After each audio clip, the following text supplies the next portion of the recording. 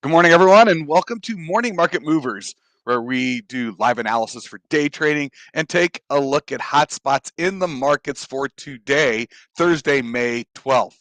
My name is Todd Rich. I am with Nadex. With me from Keep Trading Simple, Brian Caprice. And we are going to take a look at volatility in the markets today. There is just volatility this whole week. We've been calling it Volatility Week. Equity markets have been making massive swings. The cryptocurrency markets just making swings, but getting you crushed to the downside.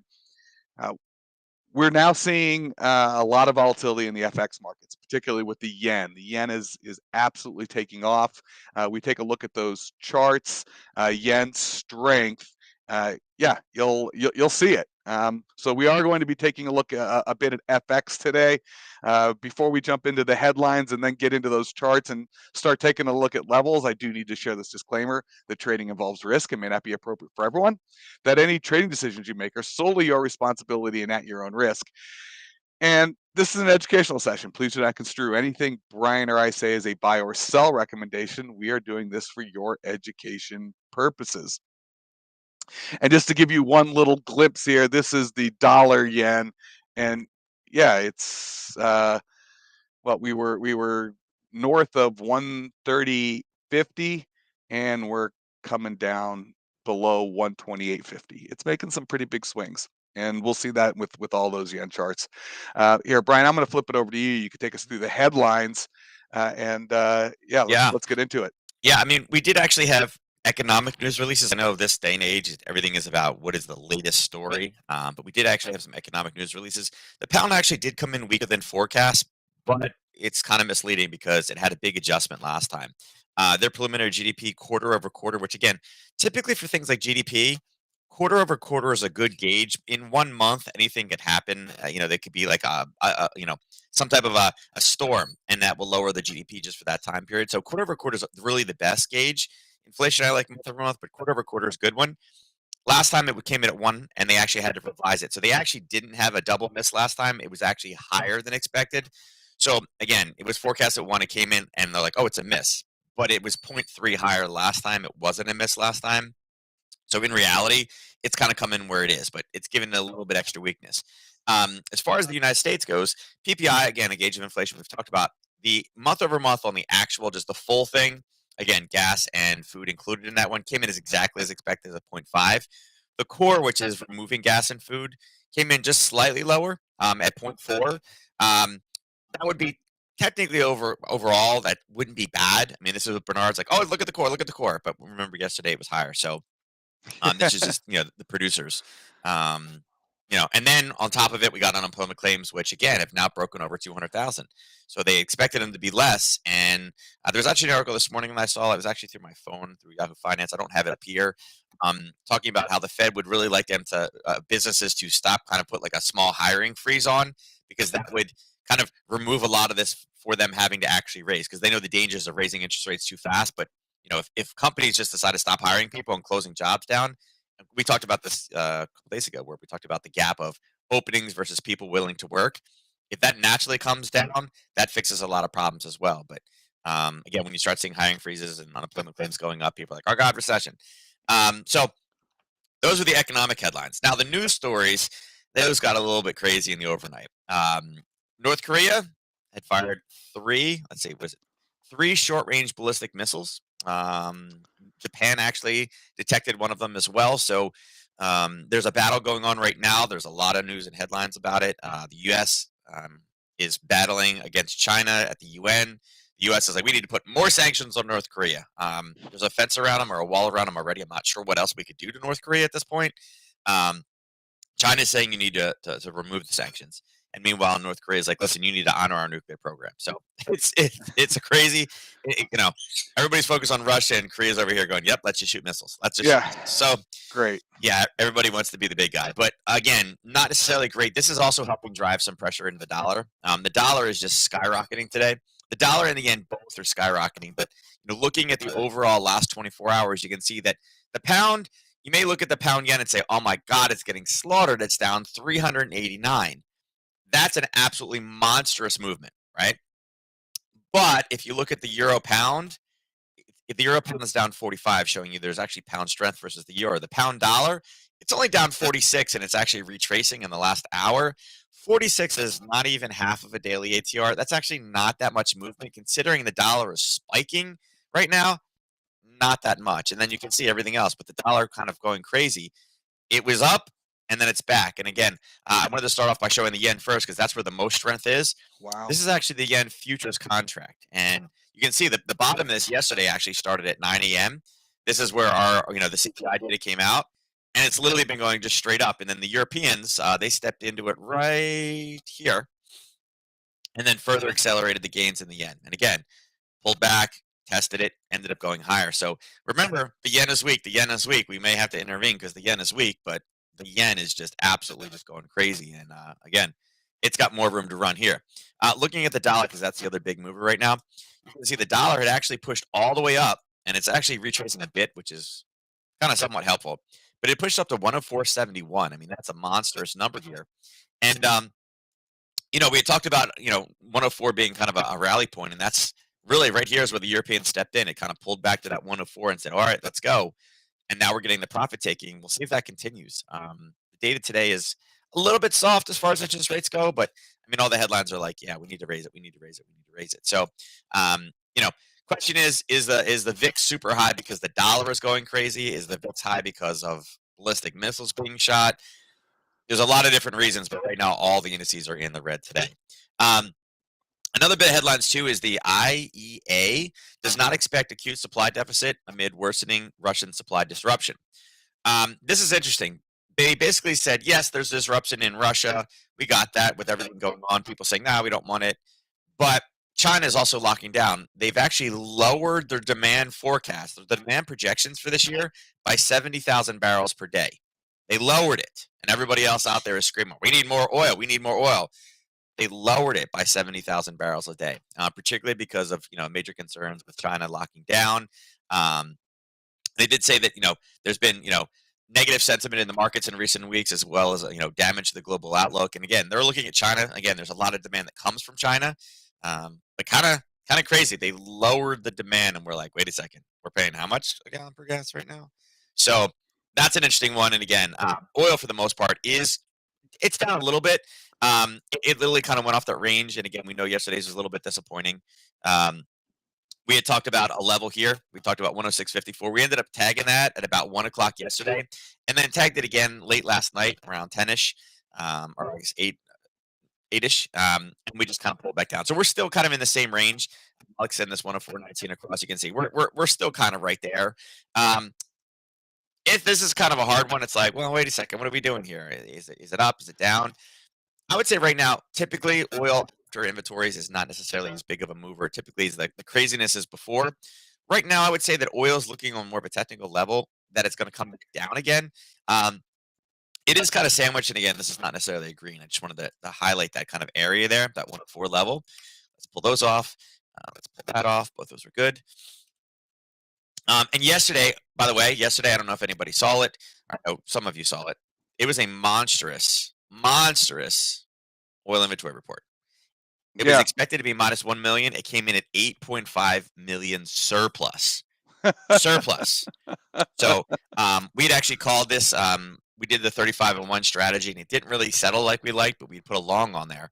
And it was one of those ones that you'd done along with futures contracts, you were getting stopped out. But with Nadex, it worked out perfectly, ended up going higher. So, but this is a monstrous number. So it's funny, we're releasing 1 million barrels a day from the Strategic Reserve. I believe there's 7 days in a week that would be 7 million barrels. If we didn't have those 7 million barrels, we were still at a surplus.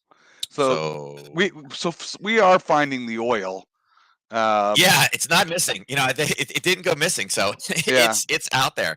And again, it's funny because we got huge surpluses, and they're dropping what the global demand is. And again, it just goes to show you that again, is oil over 100 is the new norm. What's gonna happen?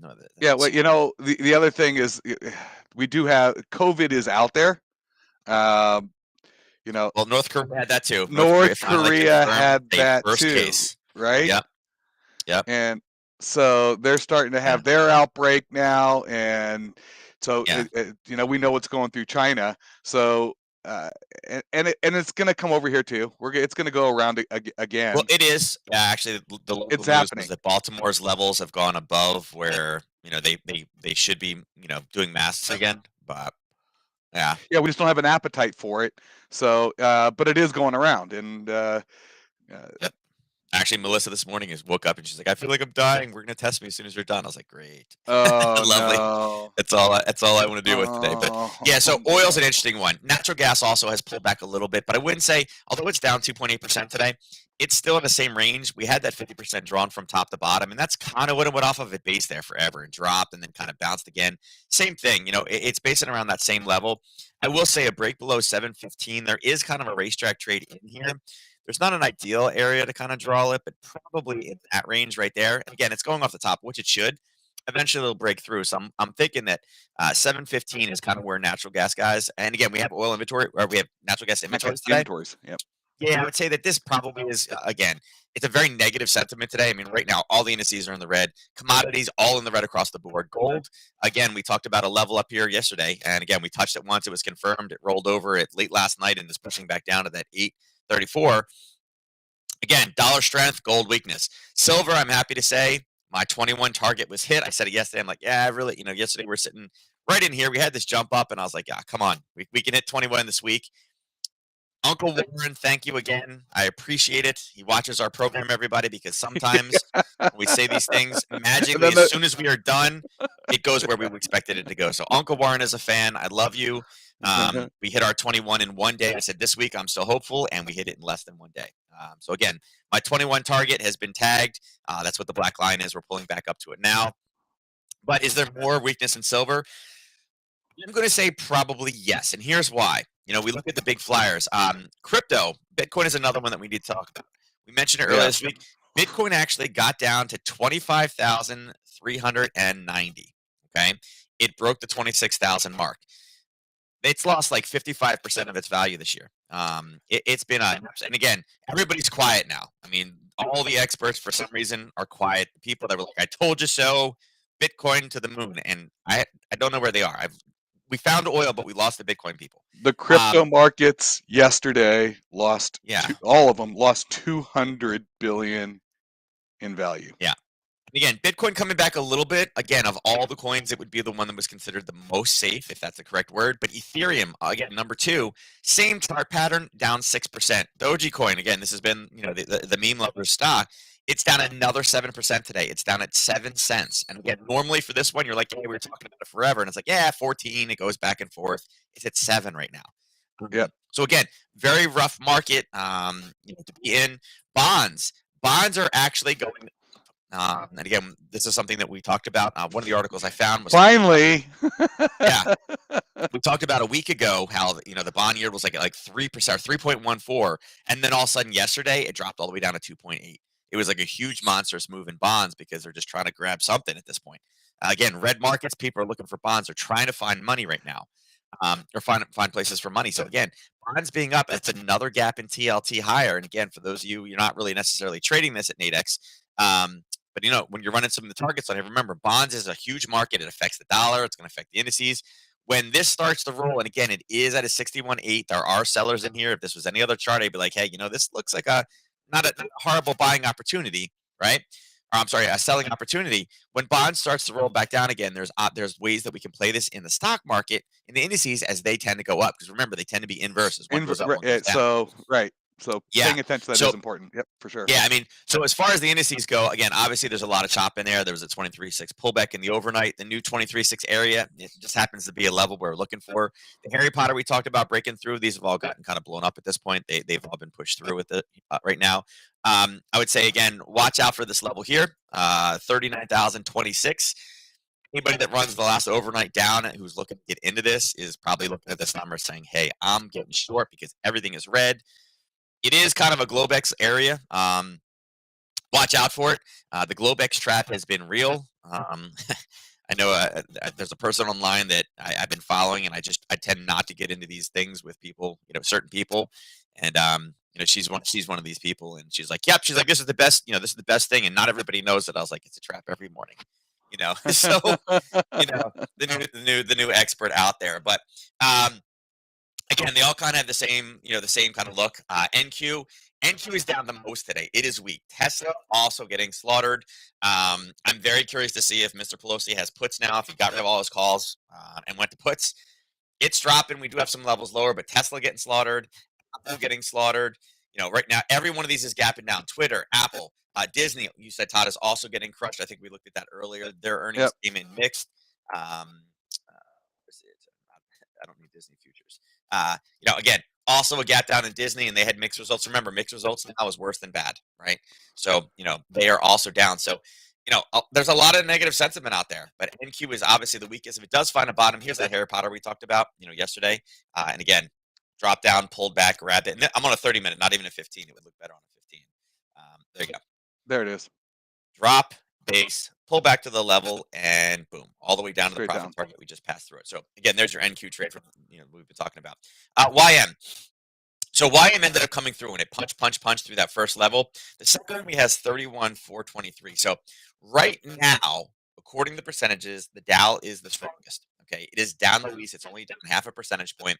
Meaning, if we do get a reversal this morning in the equities at all, we're probably going to see it in YM first. Remember, the core being lower than that is actually good for the Dow. Remember, the Dow's not really. I mean, you're not talking about oil and necessarily food there. It's more kind of manufacturing, your consumer staples, kinds of things like that. If it's going to reverse, I would say look for 31,423. Russell is just continuing to grind again. It had some craziness yesterday. I mean, all the way down, all the way back up again. And I'm going to say it because I say it every week and not everybody hears me. But if you guys didn't know, that's 1030 right there. There's that reversal. We tagged the profit target. We had the red box drawn saying, here you go. That's the level. We hit it at 1030 and it reversed and went straight down. So if there's going to be a reversal today, could it come in at 1030?